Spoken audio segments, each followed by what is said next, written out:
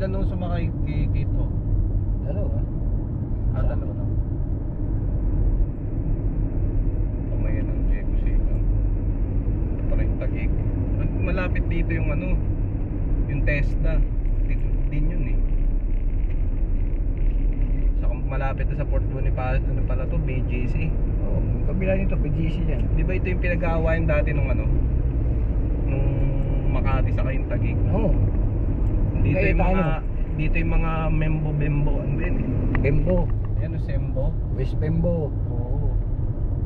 Kumembo. Alam ko Makati yun eh. Doon yung sa may kabila. Ito taas C5 to. Dito yata yung may nagda-drag racing eh.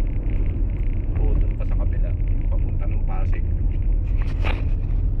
Doon nga sa may release nga ng tren na yon, sa may ilalim ng flyover. Eh, hindi naman namin makita yung ano na yon, yung lugar na yon. Sama ko pa si Kate nun eh. Kilo kaming kakaikot. Ang ginawa pa namin ni Kate nun. Paikot na kami nun eh, yung ano ba yung ano, yung Anonas, tas Puresa, mabalik uli. Reklamo siya eh. Kanina ba tayo ikot? Hindi makita eh. Laang Kawal yata yun eh, yung tawag nila doon eh. Ilakan. Laang Kawal. Maayos kami nagpaalam doon. Naka-advise lahat, notice. Tapos pagdating na yun, yung pabalik na, ayaw na kami pabalikin.